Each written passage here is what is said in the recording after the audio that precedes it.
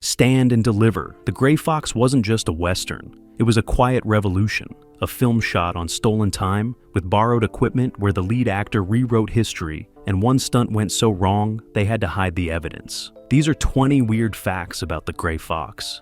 And the bonus? The real outlaw's descendants showed up on set demanding answers. Ride slow. This one's got patience and danger. Richard Farnsworth didn't want the role. He'd spent 40 years as a Hollywood stuntman, doubling for stars, taking falls, getting trampled by horses, never saying a word on camera. He was 61 years old and had never carried a film. When director Philip Borzos offered him the lead as Bill Miner, the gentleman bandit, Farnsworth said no, 3 times. He told Borzos he wasn't an actor, didn't know how to carry dialogue, didn't trust himself with a camera that close. But Borzos wouldn't let it go. He flew to Farnsworth's ranch, sat on his porch, and didn't leave until he said yes. What changed his mind wasn't the script. It was one line Borzos said, "You've been Bill Miner your whole life. You just didn't know it." Farnsworth took the role, and 2 years later, he earned an Oscar nomination for Best Actor. Not bad for a man who spent 4 decades invisible, doing the work no one ever saw. The Gray Fox didn't just tell the story of a forgotten outlaw. It gave one to a forgotten legend. The film almost never got made, not because of money, though that was tight, because no one believed a Canadian Western could work. In 1982, the Canadian film industry was fighting for survival. Hollywood dominated theaters. Domestic films barely got distribution, and Westerns, they were considered dead. Borzos pitched The Gray Fox to every studio, every investor, every producer who'd listen. They all said the same thing: too quiet, too old-fashioned, no explosions, no shootouts, no sex. Who's going to watch an old man rob trains? But Borzos refused to quit. He scraped together funding from the National Film Board of Canada, independent investors, and personal loans. The budget was $3.5 million, a fraction of what Hollywood spent on Westerns in their heyday. They shot in British Columbia, using real locations, natural light, and a crew willing to work for almost nothing. When it premiered at the Toronto Film Festival, critics were stunned. It wasn't just good, it was elegant, patient, heartbreaking. The Gray Fox proved you didn't need explosions to make a Western legendary. You just needed a story worth telling and the guts to tell it your way. Bill Miner was real and stranger than fiction. Born in 1847, he became one of the last old-fashioned stagecoach robbers in the American West. But when he got out of San Quentin prison in 1901, after 33 years behind bars, the world had changed. Stagecoaches were gone, cars were everywhere. So Miner adapted. He became the first man to rob a train in Canada. Not with violence, but with manners. He'd tip his hat, say please and thank you, and ride off into the night. Newspapers called him the gentleman bandit, and he became a folk hero. But here's the thing. The real Bill Miner wasn't as romantic as the movie made him out to be. He was a career criminal, cold when he needed to be, charming when it helped. He escaped from prison multiple times, lived under fake names, and died alone in a Georgia prison in 1913. Philip Borzos knew all this, but he didn't want to make a documentary. He wanted to make a myth. So he softened the edges, added a love story, turned Miner into a symbol of a dying West. And it worked, because sometimes the legend is more important than the truth. And the Gray Fox chose the legend. Richard Farnsworth did his own stunts, all of them. At 61 years old, with a body held together by decades of injuries, broken bones, and scar tissue, he refused to use a double. When Bill Miner jumps onto a moving train, that's Farnsworth. When he rides full speed through the forest, that's Farnsworth. When he falls, stumbles, and pulls himself back up, that's all him. The crew begged him to slow down. Insurance companies threatened to pull coverage, but Farnsworth didn't care. He'd been a stuntman his entire career. This was the first time anyone was watching him, not someone else, and he wasn't about to hand that over. During one scene, he had to leap from a galloping horse onto a moving rail car. The timing was tight, 1 second too early or too late, and he'd miss, fall between the cars, and likely die. Borzos wanted to use a stunt coordinator. Farnsworth refused. They rolled cameras. He made the jump.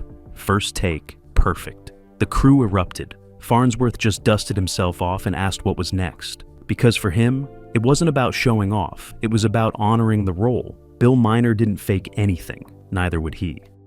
Man my age, the future don't mean too much unless you're maybe thinking. The love story almost didn't happen. In the original script, Bill Miner was a loner. No romance, no softness, just a man chasing one last score before time ran out. But during pre-production, Borzos met Jackie Burroughs, a Canadian actress with a sharp wit and a presence that commanded every room she entered. She read the script and told him flat out, "This man needs someone to care about. Otherwise, he's just a ghost." Borzos rewrote the script. He created Kate Flynn, a photographer and free spirit who sees something in Miner that no one else does. Not a criminal, a man trying to outrun his past. Burroughs brought warmth, intelligence, and a quiet defiance to the role, and her chemistry with Farnsworth was instant. There's a scene where they sit by a river, talking about nothing and everything.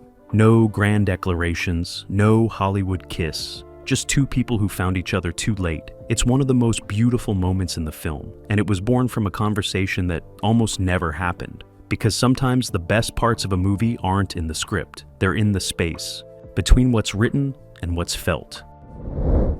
They shot in the middle of winter, not by choice, by necessity. The budget was so tight, they couldn't afford to wait for better weather. So they filmed in the freezing mountains of British Columbia, where temperatures dropped below zero and snow fell without warning. The cast and crew wore layers under their costumes, huddled around portable heaters between takes, and prayed the cameras wouldn't freeze. Richard Farnsworth, who'd worked in worse conditions as a stuntman, barely complained. But the younger crew members struggled. Fingers went numb. Equipment malfunctioned. One morning, they arrived on location to find the train they were supposed to use completely buried in snow.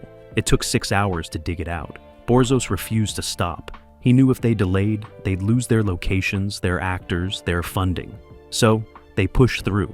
And strangely, the cold made everything better. The landscapes looked haunting. The actor's breath was visible, adding realism. Every shot felt raw, lived in, desperate. What could have killed the production became its soul. Because The Gray Fox wasn't just about a man fighting the modern world, it was about a crew fighting nature itself, and somehow, both won.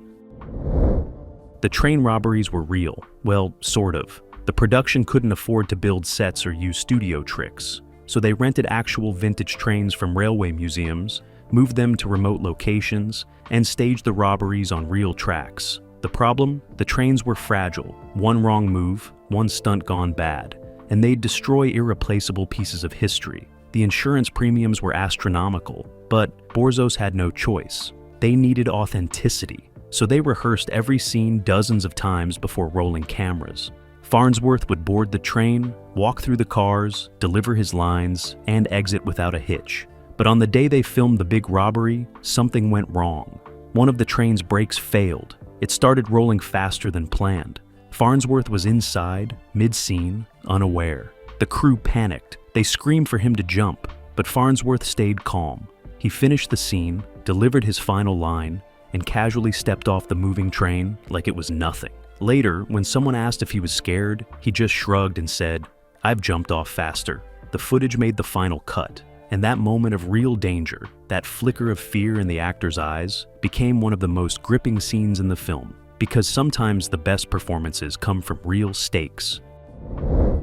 Philip Borzos was only 27 years old when he directed The Gray Fox. He'd made a few short films, won some festival awards, but had never tackled a feature, and here he was, directing a period western with a first-time lead actor, a skeleton crew, and a budget that wouldn't cover craft services on a Hollywood set. Some people thought he was crazy.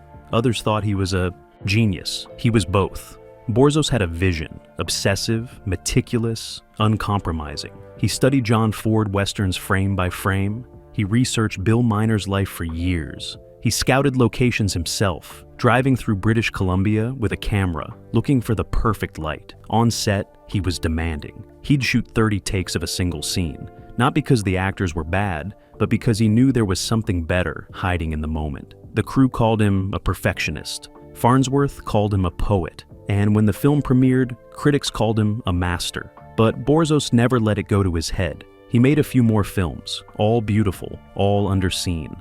And in 1995, he died of leukemia at just 41 years old.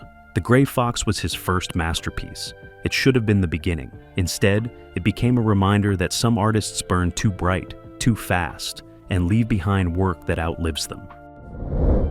The cinematography broke the rules, and it made the film unforgettable. Cinematographer Frank Tidy, a British veteran who'd worked on everything from horror films to TV dramas, didn't want the Gray Fox to look like other westerns. No sweeping desert vistas, no golden sunsets, no romanticized frontier. He wanted something quieter, more European, more melancholy. So, he shot in natural light whenever possible. He used long lenses to compress space, making the forests feel claustrophobic. He framed Farnsworth in shadows, often alone, dwarfed by the landscape. It was beautiful, it was lonely, and it was radical.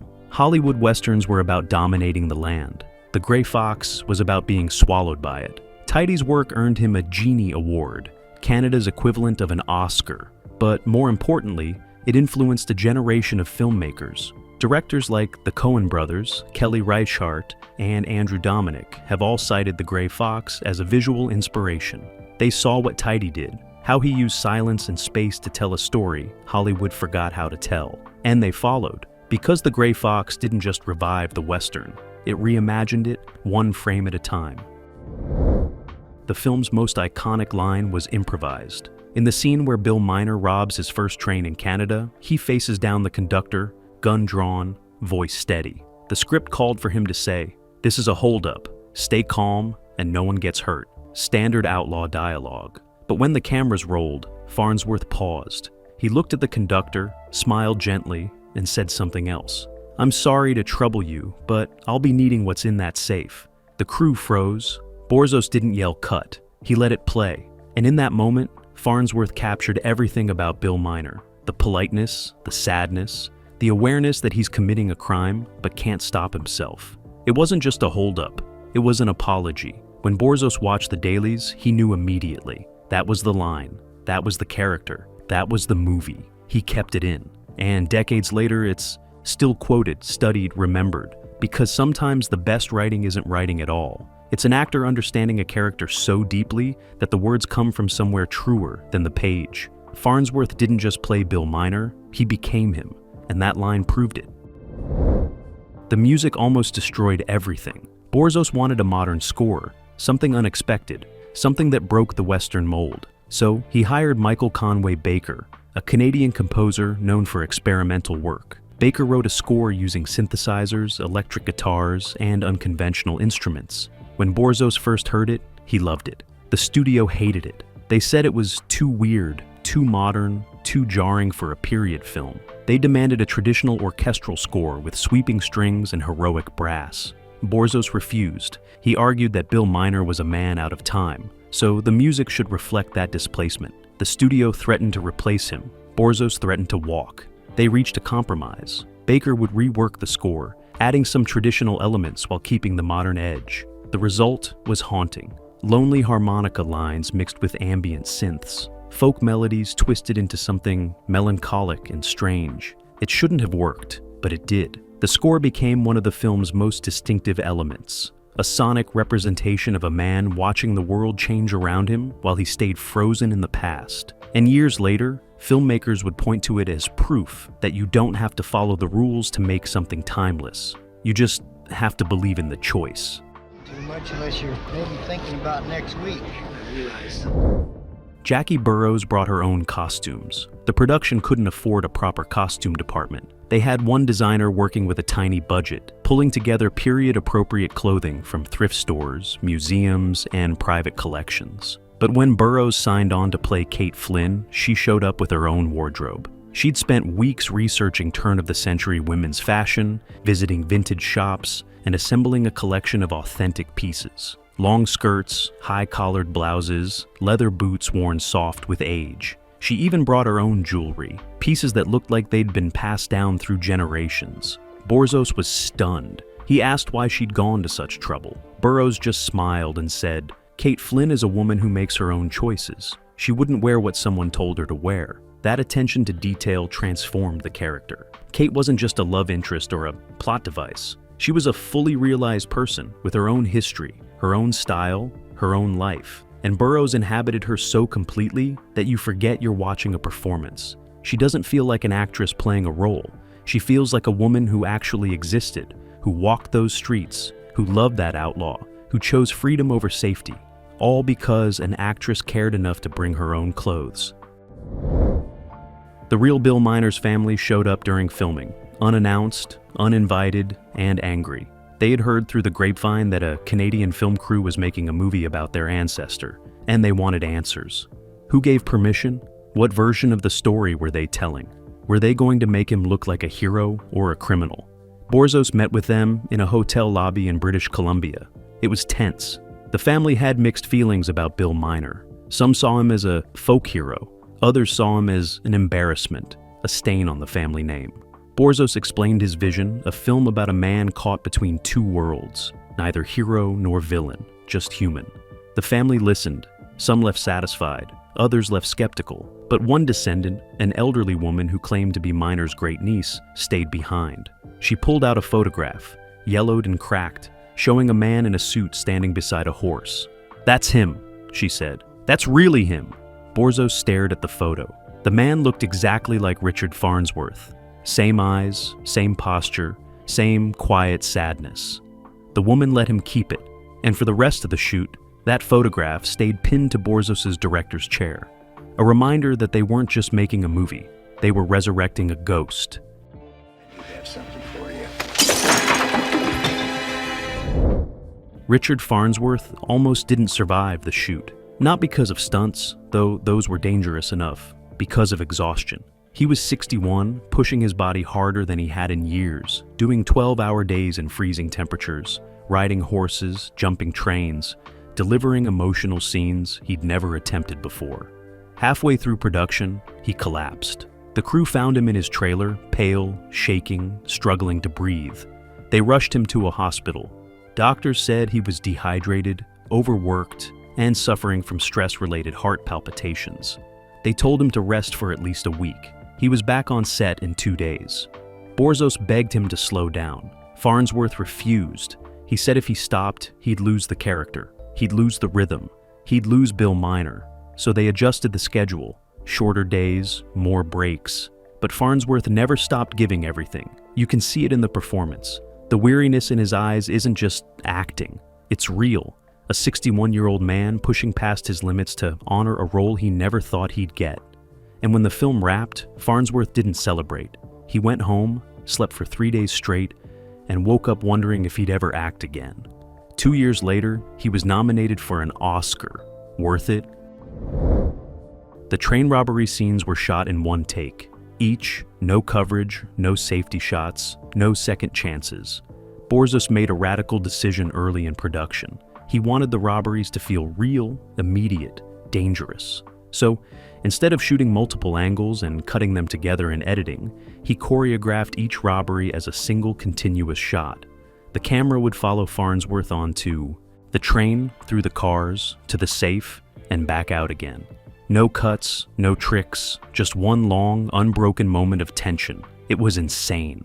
If an actor missed a line, if the camera operator stumbled, if the lighting shifted, the entire take was ruined, and they'd have to reset everything. The crew thought Borzos had lost his mind, but Farnsworth understood. He'd done stunts his whole life. He knew the power of doing something real in real time. So they rehearsed for days, blocking, timing, pacing, and when they finally rolled cameras, everything clicked. Farnsworth moved through the train like he'd done it 100 times before. The camera glided behind him, never intrusive, always present. And when he stepped off that train, the crew knew they'd captured something special. No Hollywood editing, no manipulation, just a man committing a crime in real time. Honest, raw, unforgettable. The film's final scene was rewritten on location. The original script ended with Bill Miner getting arrested, led away in handcuffs, fade to black. It was bleak, it was true to history, but Borzos hated it. He felt like the film deserved something more poetic, something that honored Miner's spirit rather than just documenting his capture. So on the last day of shooting, standing on a hillside overlooking the mountains, he rewrote the ending. Instead of ending with the arrest, the film would end with a quiet moment. Miner sitting alone, watching the world change, knowing his time is over but refusing to look away. No dialogue, no music, just silence and landscape. Farnsworth read the new pages and nodded. He understood. They shot it in the golden hour, that brief window when the light is soft and everything looks like a memory. Farnsworth sat on a rock, staring into the distance, and Borzos let the camera roll. 5 minutes. 10. Farnsworth never moved, never broke character, just existed in that space between past and future. When Borzos finally called cut, no one spoke. They knew they'd just witnessed something rare, an ending that doesn't close a story, but opens it into eternity. And decades later, that final shot still haunts everyone who sees it. The Grey Fox premiered at the Toronto Film Festival in 1982, and no one knew what to expect. Canadian cinema wasn't on anyone's radar. Westerns were considered dead, and the film had no stars, no budget, no Hollywood backing. But when the lights dimmed and the first frame appeared, something shifted in that theater. The audience leaned forward. They stopped rustling. They stopped whispering.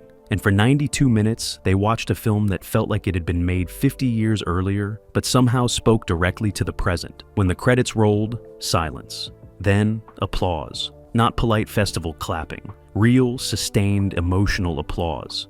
Critics who attended started buzzing immediately. Roger Ebert called it a small masterpiece. Variety said it was the best Western in a decade. And suddenly, this little Canadian film no one believed in was the talk of the festival. Distributors fought for it. Awards, circuits embraced it. And Richard Farnsworth, the stuntman who never wanted to be an actor, became an overnight sensation at 62 years old. The Grey Fox didn't just succeed. It announced that great cinema could come from anywhere, made by anyone, with nothing but vision and heart. And the industry, for once, was listening. Richard Farnsworth never watched the finished film. Not at the premiere, not at the Oscar ceremony, not ever. When asked why, he'd just shrug and say, "I know what I did, I don't need to see it." But those close to him knew the real reason. He was terrified. For 40 years, he'd been invisible. A stunt double, a background player, someone who did the hard work so the stars could shine. And now, suddenly, he was the star. His face filled the screen. His voice carried the story. His performance was being celebrated, analyzed, remembered. It was too much, too overwhelming, too strange. So he avoided it. He skipped screenings. He'd show up to premieres, shake hands, thank people, then leave before the lights dimmed. His wife once asked if he regretted taking the role. He said no. He just didn't need to watch himself pretending to be someone else. Because to him, that's all it was. Pretending. But to everyone else, it was magic. It was truth. It was one of the greatest performances in Western cinema. And the fact that the man who gave it never saw it, that just makes it more heartbreaking, more beautiful, more real. The film had no traditional marketing campaign, no billboards, no TV spots, no magazine spreads. The distributor couldn't afford it, so they relied on word of mouth, festival buzz, and critical reviews. And somehow, it worked. The Grey Fox became a sleeper hit, playing in small art house theaters across North America for months. It found its audience slowly, quietly, the same way Bill Miner moved through the world. People discovered it by accident, a friend's recommendation, a newspaper review, a late-night screening they stumbled into. And once they saw it, they told others. The film didn't explode.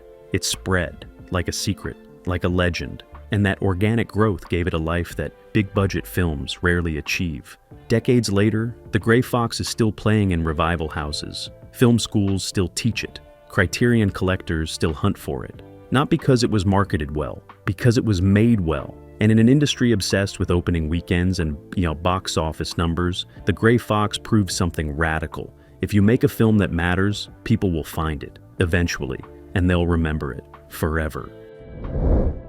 After The Grey Fox, Richard Farnsworth's life changed completely. Offers poured in, directors wanted him, studios courted him. He went from unknown stuntman to respected character actor overnight. He appeared in films like The Natural, Misery, and The Straight Story, earning another Oscar nomination at 79 years old.